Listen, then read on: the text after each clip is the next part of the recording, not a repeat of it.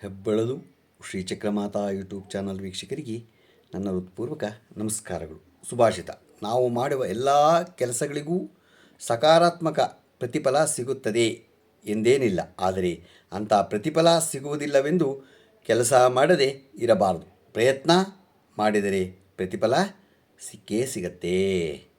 ಎಷ್ಟು ಚೆನ್ನಾಗಿದೆ ನೋಡಿ. ಇವತ್ತು ನಾವು ಮಾಘ ಮಾಸದ 29ನೇ ಅಧ್ಯಾಯವನ್ನು ತಿಳ್ಕೊಳ್ಳೋಣ. ಶ್ರೀ ಗುರುಭ್ಯೋ ನಮಃ. ಹರಿ ಓಂ. ಗಣಾನಾಂ ತ್ವಾ ಗಣಪತಿಂ ಹವಾಮಹೇ ಕವಿಂ ಕವೀನಾಪಮಶ್ರವಸ್ತಮಂ ಜ್ಯೇಷ್ಠರಾಜಂ ಬ್ರಹ್ಮಣಾಂ ಬ್ರಹ್ಮಣಸ್ಪತ ಆನುಶೃಣ್ವನ್ನೋತಿಭಿಃ ಸೀದಸಾದನಂ. ಈಗ ನಾವು ಮಾಘ ಮಾಸದ 29ನೇ ಅಧ್ಯಾಯ, ಮಹಾವಿಷ್ಣುವಿಗೆ ಬ್ರಹ್ಮರುದ್ರರಿಂದ ಪೂಜೆ. ಮಹಾವಿಷ್ಣುವಿಗೆ ಬ್ರಹ್ಮರುದ್ರರಿಂದ ಪೂಜೆ ಅನ್ನೋದ್ರ ಬಗ್ಗೆ ನಾವು ತಿಳ್ಕೊಳ್ಳೋಣ. ವಸಿಷ್ಠ ಮಹರ್ಷಿಗಳು ದಿಲೀಪ ಮಹಾರಾಜನನ್ನು ಉದ್ದೇಶಿಸಿ ಮತ್ತೆ ಹೀಗೆಂದರು: ರಾಜ, ಒಂದು ಕಾಲದಲ್ಲಿ ಬ್ರಹ್ಮ ಈಶ್ವರನ ನಡುವೆ ವಾಗ್ವಾದ ನಡೆಯಿತು. ಆ ವಾದ ಎಂಥದ್ದೆಂದರೆ, ಒಂದು ದಿನ ಬ್ರಹ್ಮದೇವನು ಪರಮೇಶ್ವರನು ನಾನು ಸರ್ವಾಧೀಶನು ಎಂದು ಮತ್ತೊಬ್ಬರನ್ನು ಜಗಳವಾಡಿದನು. 14 ಲೋಕಗಳಿಗೆ ಅಧಿಪತಿ ನಾನು ಎಂದು ಸಾಂಬ ಶಿವನೆಂದಾಗ, ಎಲೈ ಮಹೇಶ, ನೀನು ಅಧಿಪತಿ ಹೇಗಾಗುವಿ? ಈ 14 ಲೋಕಗಳನ್ನು ಜೀವರಾಶಿಗಳನ್ನು ಸೃಷ್ಟಿಸಿದವನು ನಾನು, ಆದ್ದರಿಂದ ನಿನಗಿಂತ ಉನ್ನತನು ನಾನು ಎಂದು ಬ್ರಹ್ಮನು ವಾದಿಸಿದ. ವಾದ ಪ್ರತಿವಾದಗಳು ತೀವ್ರತೆಯಿಂದ ಪಡೆದುಕೊಂಡಿತು. ಹಾಗೆ 7 ವರ್ಷಗಳ ಕಾಲ ವಾದ ಮುಂದುವರಿಸಿದ್ದರಿಂದ ಸೃಷ್ಟಿ ಕಾರ್ಯಕ್ರಮಗಳು ಸ್ಥಗಿತಗೊಳ್ಳುತ್ತಿರುವುದನ್ನು ಮಹಾವಿಷ್ಣುವು ವಿಶ್ವರೂಪದಿಂದ ಪ್ರತ್ಯಕ್ಷನಾದನು. ಬ್ರಹ್ಮರುದ್ರರು ಆ ವಿರಾಟ್ ರೂಪವನ್ನು ನೋಡಿದರು. ಅದರಲ್ಲಿ ಸಮಸ್ತ ಲೋಕಗಳು ಅಡಗಿವೆ, ಸಮಸ್ತ ಸಮುದ್ರಗಳು ಘರ್ಷಿಸುತ್ತಿವೆ. ಆ ವಿಶ್ವರೂಪನ ಕಿವಿಯಲ್ಲಿ ಒಂದು ಕಡೆ ಬ್ರಹ್ಮ, ಮತ್ತೊಂದು ಕಡೆ ಈಶ್ವರ ಕಾಣಿಸಿದರು. ಇದೆಲ್ಲವನ್ನೂ ಬ್ರಹ್ಮ ಮಹೇಶ್ವರರು ನೋಡಿ ವಿಶ್ವರೂಪನನ್ನು ಗಂಧ ಪುಷ್ಪತಗಳಿಂದ ಪೂಜಿಸಿದರು.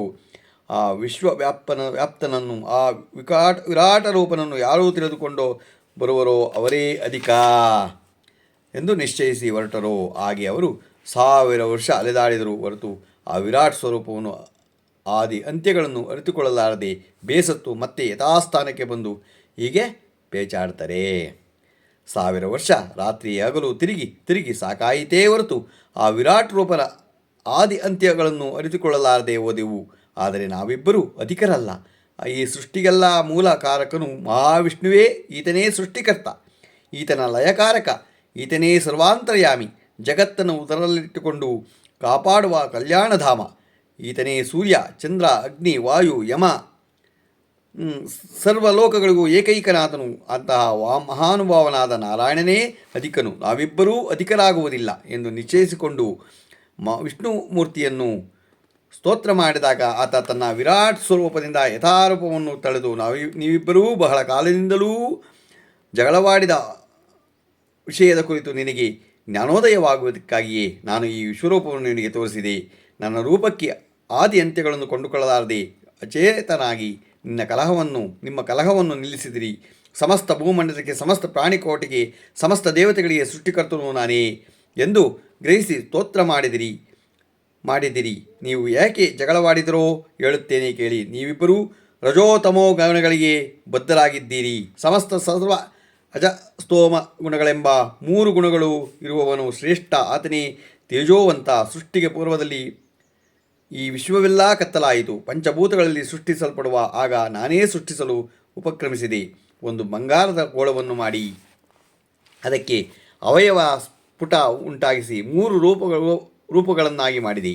ಆ 3 ರೂಪಗಳೇ ನಾವು 3 ಸೃಷ್ಟಿ ಸ್ಥಿತಿ ಲಯಗಳಿಗೆ ಮುಕ್ತಿಕಾರಕರಾದೆವು. ಸೃಷ್ಟಿಯನ್ನು ಮಾಡುವವನಿಗೆ ಬ್ರಹ್ಮ ಘೋಷಿಸುವವನಾಗಿ, ನಾನು ನಾಶ ಮಾಡುವವನಾಗಿ ಶಿವ ಏರ್ಪಟ್ಟನು. ಆದ್ದರಿಂದ ನಾವು ತ್ರಿಮೂರ್ತಿಗಳಾಗಿ ನೀವೇ ನಾನು. ನನಗೆ ಮಾಡಿದ ಪೂಜೆಗಳು ನಿಮಗೆ ಮಾಡಿದ ಪೂಜೆಯು ನನಗೂ ಸಲ್ಲುತ್ತದೆ. ಗೊತ್ತಾಯ್ತಾ? ನೀವು ಮೇಲಲ್ಲ, ಅವರು ಮೇಲಲ್ಲ, ಎಲ್ಲರೂ ಒಂದೇ.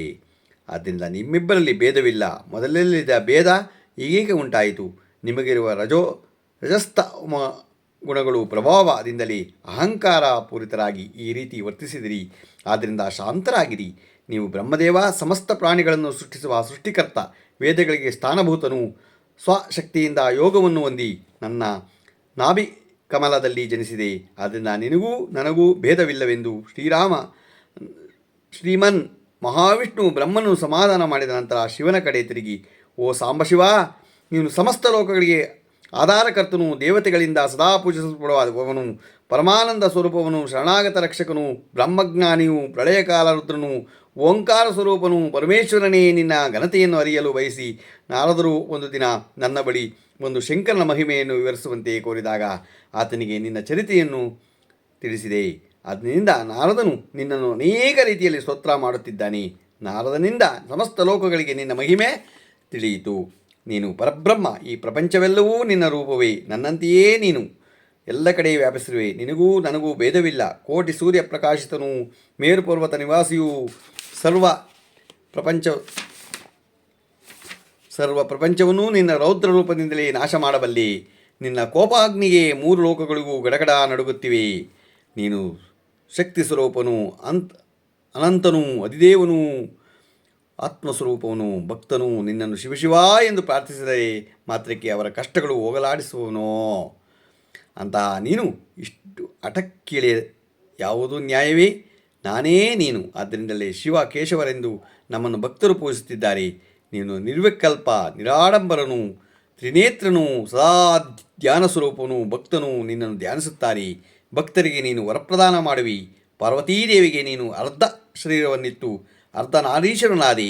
ನಂದಿ ವಾಹನರೂಢನೂ ಪರಾತ್ತರನೂ ಆದ್ದರಿಂದ ನೀನು ನನ್ನೊಂದಿಗೆ ಸಮಾನವೇ ಎಂದು ಹಿತಬೋಧನೆ ಮಾಡ್ತಾರೆ ವಿಷ್ಣು. ಈ ರೀತಿಯಾಗಿ ಬ್ರಹ್ಮನಿಗೆ ಈಶ್ವರನಿಗೆ ಅವರವರ ವಾದಗಳ ಸಾಧವನ್ನು ತಿಳಿಯಪಡಿಸಿ ಅವರಿಬ್ಬರಲ್ಲಿ ಸಖ್ಯತೆಯಿಂದ ಕುದಿಸಿದರೋ. ಅನಂತರ ಬ್ರಹ್ಮ ಮಹೇಶ್ವರರು ಜಗದಾಧಾರಕನಾದ ವಿಷ್ಣುವಿನ ಸ್ತೋತ್ರ ಮಾಡಿದಾಗ ಶ್ರೀಮನ್ನಾರಾಯಣನು ಲಕ್ಷ್ಮೀದೇವಿ ಸಮೇತನಾಗಿ ಪ್ರಸನ್ನನಾಗಿ ಬ್ರಹ್ಮ ಸರಸ್ವತಿಯನ್ನು ಶಿವಪಾರ್ವತಿಯನ್ನು ಆಶೀರ್ವದಿಸಿ ಅಂತರ್ಧಾನನಾಗ್ತಾನೆ. ಇಲ್ಲಿಗೆ 29ನೇ ಅಧ್ಯಾಯ, ಮಾಘ ಮಾಸದ 29ನೇ ಅಧ್ಯಾಯ ಮುಗಿಯತ್ತೆ. ನಾಳೆ 30ನೇ ಅಧ್ಯಾಯನ ತಿಳ್ಕೊಳ್ಳೋಣ. ಈಗ ದಿನ ಪಂಚಾಂಗವನ್ನು ತಿಳ್ಕೊಳ್ಳೋಣ. ದಿನಾಂಕ 27/2/2025 ಗುರುವಾರ, ಶ್ರೀ ಕ್ರೋಧಿ ನಾಮ ಸಂವತ್ಸರ, ಉತ್ತರಾಯಣ, ಶಿಶಿರ ಋತು, ಮಾಘ ಮಾಸ, ಕೃಷ್ಣಪಕ್ಷ, ತಿಥಿ ಚತುರ್ದಶಿ, ಬೆಳಿಗ್ಗೆ 8:29, ನಕ್ಷತ್ರ ಧನಿಷ್ಠ, ಹಗಲು 3:48, ಮಳೆ ಶತಭೀಷ 3ನೇ ಪಾದ, ರಾಹುಕಾಲ 2:05 3:34 ತನಕ ಇದೆ. ಗುಳಿಕ ಕಾಲ 9:38 11:07 ತನಕ ಇದೆ. ಯಮಗಂಟ ಕಾಲ 6:40 8:09 ತನಕ ಇದೆ. ಇವತ್ತು ಯಾರು ಹುಟ್ಟುಹಬ್ಬ ಆಚರಿಸ್ಕೊತಿದ್ರು, ಮದುವೆಯಾದ ದಂಪತಿಗಳು ವಾರ್ಷಿಕೋತ್ಸವ ಆಚರಿಸ್ಕೊಂತಿರೋರಿಗೆ ನಮ್ಮ ಹೆಬ್ಬಳಲು ಶ್ರೀ ಚಕ್ರಮಾತಾ ಯೂಟ್ಯೂಬ್ ಚಾನಲ್ ಕಡೆಯಿಂದ ಶುಭ ಕಾಮನೆಗಳನ್ನು ತಿಳಿಸ್ತೀವಿ. ದೇವರು ಅವರಿಗೆ ಆಯಸ್ಸು, ಆರೋಗ್ಯ, ಐಶ್ವರ್ಯ ಎಲ್ಲ ಕೊಟ್ಟು ಕಾಪಾಡಿ ಅಂತ ನಾನು ಕೇಳ್ಕೊತೀನಿ. ನಮ್ಮ ಹೆಬ್ಬಳಲು ಶ್ರೀ ಚಕ್ರಮಾತಾ ಯೂಟ್ಯೂಬ್ ಚಾನಲ್ ಯಾರು ಸಬ್ಸ್ಕ್ರೈಬ್ ಆಗಿಲ್ಲ ದಯಮಾಡಿ ಸಬ್ಸ್ಕ್ರೈಬ್ ಆಗಿ, ಲೈಕ್ ಕೊಡಿ. ಇದು ನಿಮ್ಮದೇ ಚಾನಲ್ ಆಗಿದ್ದರಿಂದ ನಮ್ಮ ಲಿಂಕನ್ನು ಬೇರೆ ಗ್ರೂಪ್ಗೆ ಫಾರ್ವರ್ಡ್ ಮಾಡಿ. ಇವಾಗ ಮಾಘ ಮಾಸ ಆಗಿರೋದ್ರಿಂದ ಒಂದು ನದಿಗೆ ಹೋಗಿ, ಕೊನೆ ಇನ್ನೇನು, ಅದರಿಂದ ಹೋಗಿ ಸ್ನಾನ ಮಾಡ್ಕೊಂಬನ್ನಿ. ದೇವ್ರನ್ನ ಧ್ಯಾನಿಸಿ ನೀವು ಕೇಳಿದ್ದನ್ನು ಭಗವಂತ ಕೊಡಲಿ ಅಂತ ನಾವು ಕೇಳ್ಕೊತೀವಿ. ನಮಸ್ಕಾರಗಳು, ನಮಸ್ಕಾರಗಳು, ನಮಸ್ಕಾರಗಳು.